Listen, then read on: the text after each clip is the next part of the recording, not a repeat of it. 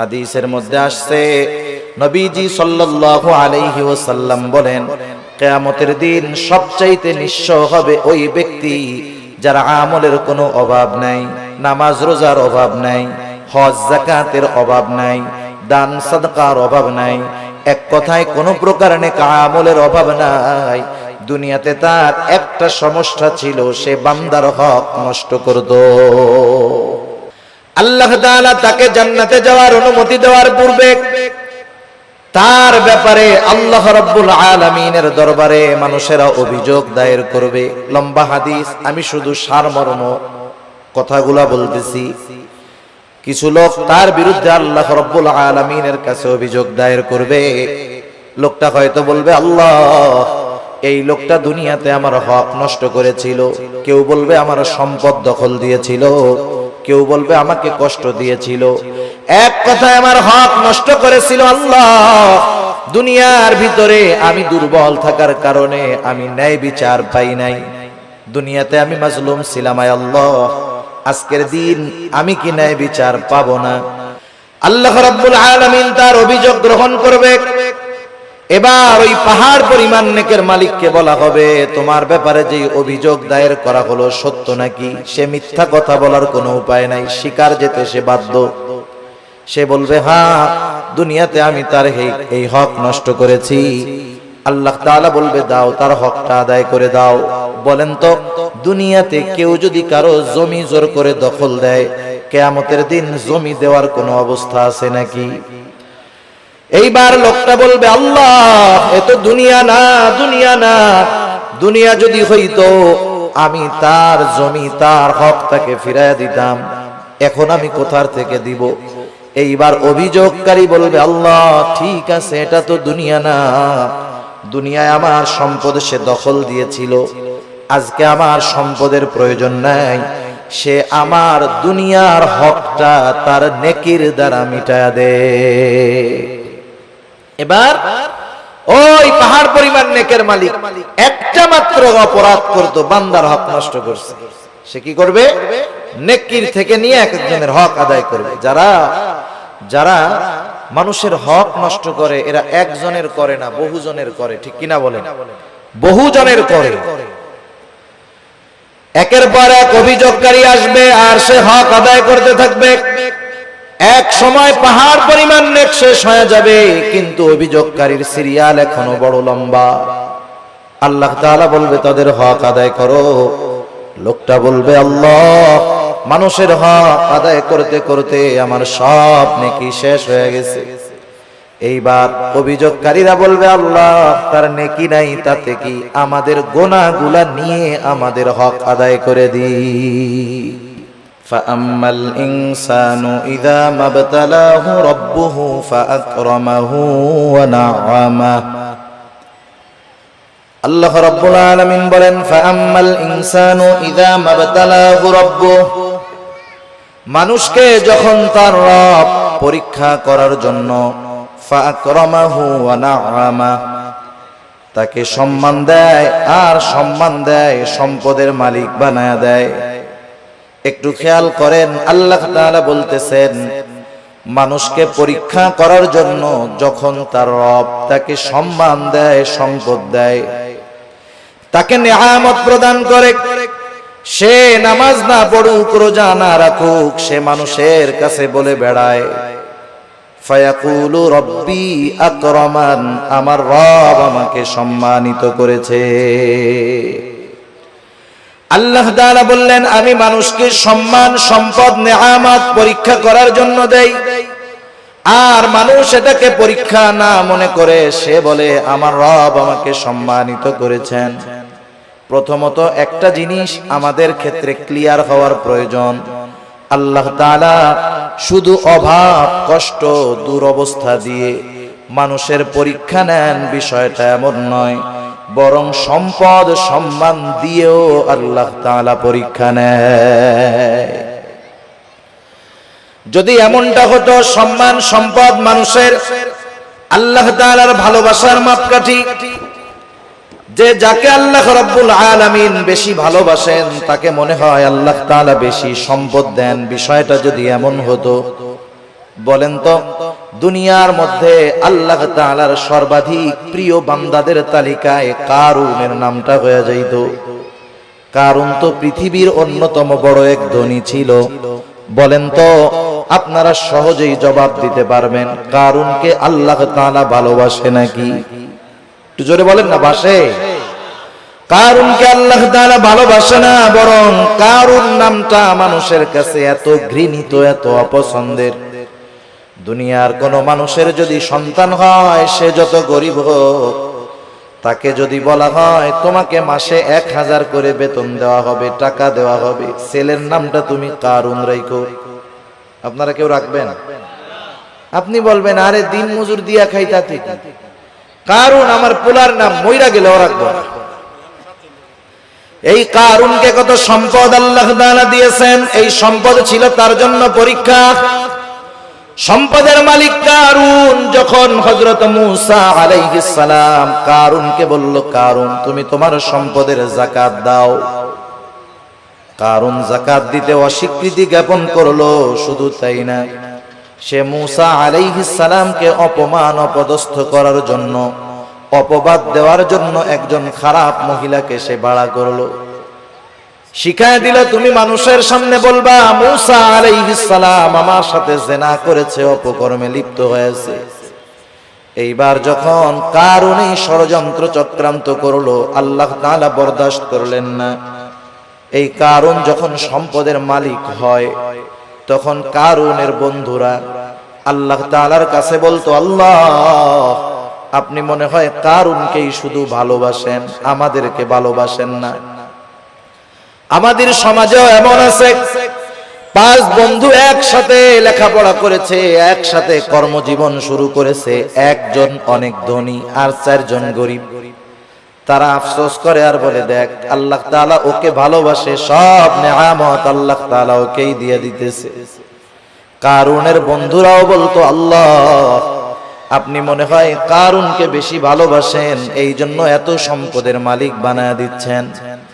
কারুন যখন মূসা আলাইহিস সালামের অবাধ্য হলো, মূসা আলাইহিস সালামকে যখন অপবাদ দেওয়ার প্রচেষ্টা করলো, আল্লাহ তাআলা কারুনের উপরে গজব দিয়ে দিলেন। কারুন তার সম্পদ সহ জমিনে ডাবতে শুরু করলো। তাফসীরের মধ্যে আসছে এখনো কারুন তার সম্পদ সহ জমিনের মধ্যে ডাবতেছে, কিয়ামত পর্যন্ত ডাবতে থাকবে। যখন কারুনের বন্ধুরা কারুনের এই দুরবস্থা দেখলো, এইবার ওই গরিব বন্ধুরা বলে, আল্লাহ আপনি কারুনকে সম্পদ দিয়েছেন ঠিক, কিন্তু বাস্তবে আপনি আমাদেরকে বেশি ভালোবাসেন। সম্পদ দেখে আমরা মনে করি আল্লাহ তাআলা মনে হয় তারে ভালোবাসে, এই জন্য দিচ্ছে, বিষয়টা এমন নয়। কারুন সম্পদ পেয়েছে ঠিক, আল্লাহ তাআলার ভালোবাসা পায় নাই।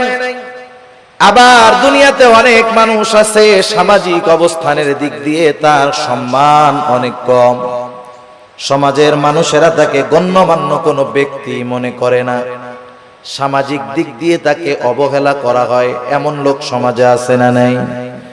এই মানুষগুলা অনেক সময় আফসোস করে আর বলে, আহারে সমাজের কোনো বিচার আচার সালিশে আমাকে ডাকে না, আমাকে এই সমাজের লোকই মনে করে না। হয়তো দুনিয়ায় সে দেখতেছে তার সম্মান কম, কিন্তু দুনিয়াতে আল্লাহ রাব্বুল আলামিন অনেক মানুষকে সম্মান দিয়েছেন তাদের পরীক্ষা নেওয়ার জন্য। কত সম্মানিত মানুষ ছিল ফেরাউন, কত সম্মানিত মানুষ ছিল নমরুদ, কত বড় বড় বাদশাহীর মালিক তারা হয়ে গেছে। কিন্তু বলেন তো বাদশাহী পেয়েছে ঠিক, এই সম্মান পদবীর দ্বারা আল্লাহ তাআলার ভালোবাসা কি তারা পেয়েছে নাকি? পায় নাই। যে কথা বোঝাইতে চাইলাম যে সম্মান সম্পদ কারো থাকলেই এটা মনে করার সুযোগ নাই যে তাকে আল্লাহ তাআলা ভালোবাসে। সম্মান সম্পদ দিয়ে আল্লাহ তাআলা মাঝে মধ্যে পরীক্ষা নেন, কিন্তু বোকা মানুষগুলা কি মনে করে? বোকা মানুষগুলা মনে করে আমারে আল্লাহ সম্পদ দিছে, ভালো না বাসলে দেয়। আমারে আল্লাহ চেয়ারম্যান বানাইছে, এমপি বানাইছে, সমাজের বড় ভিআইপি সিআইপি বানাইছে, আল্লাহ ভালো না বাসলে কি এগুলা দেয়?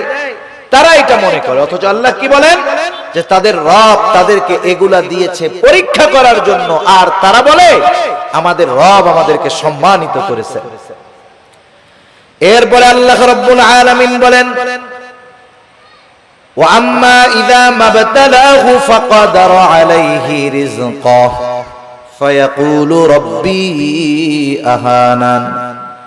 আবার মানুষকে যখন তার রব পরীক্ষা করার জন্য রিজিকের মধ্যে সংকীর্ণতা দিয়ে দেয়, অভাব দেয়, সম্মানটা কমে যায়, কষ্ট ক্লেশে সে পতিত হয়, এইবার ও এইটাকে পরীক্ষা মনে করে না, বরং তার এই অভাব কষ্ট ক্লেশের জন্য সে আল্লাহ তাআলাকে দায়ী করে। বলে ফায়াকুলু রাব্বি আহানান, আমার রব আমাকে অপদস্থ করেছে, অপমানিত করেছে। মুফাসসিরিনে কেরাম বলেন, সে তার ভাষায় বলতে চায় যে আমি সম্মানের উপযুক্ত ছিলাম, কিন্তু আল্লাহ আমাকে সম্মান দেয় নাই। নাউজুবিল্লাহ বলেন। অনেক সময় অনেক জায়গায় দেখবেন, বোঝানোর জন্য বলতেছি, নির্বাচন হয় না, নির্বাচন কেউ জিতে কেউ হারে, অনেক ক্ষেত্রে কন্টেস্ট হয়। একজন হেরে গেল, সে তখন বলে, হারে আমি জেতারই যোগ্য ছিলাম, কিন্তু আল্লাহ আমারে জিততে দেয় নাই। সে না জয়ী হওয়াটাকে দোষ দেয় কার? আল্লাহ তাআলা। মুফাসসিরিনে কেরাম বলেন, মানুষেরা কেমন জানি বলতে চায়, আমি সম্মানের উপযুক্ত ছিলাম, কিন্তু আমার রব আমারে সম্মান দেয় নাই। আমি সম্পদের উপযুক্ত ছিলাম, কিন্তু আমার রব আমাকে সম্পদ দেয় নাই। সে তার রিজিকের সংকীর্ণতাটাকে পরীক্ষা মনে করে না, বরং সে তার রিজিকের সংকীর্ণতাটাকে আল্লাহ রব্বুল আলামিনের উপরে দোষ চাপায়া দেয়। তাহলে দ্বিতীয় বিষয় ক্লিয়ার কি? দ্বিতীয় বিষয় হলো যে আল্লাহ তাআলা এক নাম্বার সম্পদ সম্মান এটাও পরীক্ষার জন্য দেন। দুই নাম্বার রিজিকের সংকীর্ণতা, দুনিয়ার কষ্ট ক্লেশ অপমান, এটাও আল্লাহ তাআলা পরীক্ষার জন্য দেন। কি দেখতে চান পরীক্ষার মাধ্যমে? আল্লাহ তাআলা দুই অবস্থাতেই দেখতে চান যে বান্দা সুখ স্বাচ্ছন্দ্যের জীবন পেয়ে আমি আল্লাহকে ভুলে যাই কিনা। আল্লাহ তাআলা দেখতে চান বান্দা কষ্ট ক্লেশে পতিত হয়ে আমি আল্লাহ তাআলাকে দোষারোপ করে কিনা।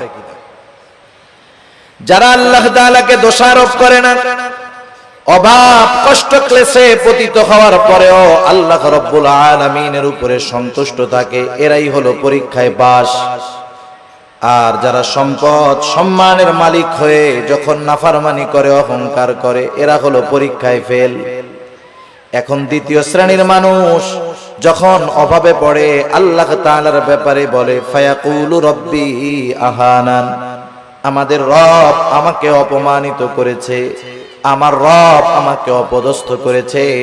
তারা যখন আল্লাহ তাআলার ব্যাপারে এই কথা বলে, আল্লাহ রব্বুল আলামিন তাদের কথার বিপরীতে বলেন, কাল্লা, তোমরা যেই দাবি করো সেটা কখনো সঠিক নয়। জবাব দিচ্ছে কে? আল্লাহ তাআলা। কোন কথার? যে তারা বলে যে আমার রব আমাকে কি করছে? অপমান করছে। আল্লাহ তাআলা বলেন, কাল্লা, কখনো নয়। না বোধক শব্দ আছে অনেকগুলা, যেমন একটা শব্দ হলো লা, সাধারণ শব্দ না। কাল্লা, কখনো নয়, এটা আরো দৃঢ়তার সাথে না বোধক অর্থ বোঝায়। আমি শব্দটার ব্যাখ্যার দিকে যাব না। যাই হোক, দৃঢ়তার সাথে আল্লাহ তাআলা বলতেছেন, কখনো নয়, আমি কখনো এমনটা করি নাই, বরং তোমরা যে রিজিকের সংকীর্ণতার মুখোমুখি হও এটা তোমাদের নিজেদের কারণে। কাদের কারণে? নিজেদের কারণে। সেই কারণগুলো কি? এই সূরায় আল্লাহ তাআলা রিজিক এই সংকীর্ণতার চারটি কারণ বর্ণনা করেছেন। কয়টি কারণ? আপনারা একটু কষ্ট করে একটু সামনে আসেন, যে কয়জন আছেন একটু সামনে আসেন, জিকিরের সাথে সাথে একটু কষ্ট করে সামনে আসেন। বাম দিক তাকায় আর কথা বলতে ভালো লাগতেছে না, একটু সামনে আসেন জিকিরের সাথে সাথে। লা ইলাহা। যারা মুরব্বিরা আছেন একটু সামনে আসেন। বাচ্চারা সামনে থাকলে ওরা কথা বুঝে, ওরা তো হুজুরদের ডরে বয়ে রয়েছে ওই জায়গায়, যে ওইটা গেলে হুজুরে আবার পরে কিছু বলে কিনা, বুঝেন নাই? আপনারা একটু সামনে আসেন, এই সামনে আমার সামনাসামনি আসেন, একেবারে আমার সামনাসামনি আসেন জিকিরের সাথে সাথে। লা ইলাহা ইল্লাল্লাহ, লা ইলাহা, লা ইলাহা ইল্লাল্লাহ, লা ইলাহা, লা ইলাহা ইল্লাল্লাহু মুহাম্মাদুর রাসূলুল্লাহ সাল্লাল্লাহু আলাইহি ওয়াসাল্লাম। যারা বলে যে আমাদের রিজিকের সংকীর্ণতা দিয়েছে আল্লাহ, যারা এই কথা বলে তাদের কথার জবাব দিচ্ছেন কে? আল্লাহ তাআলা বলতেছেন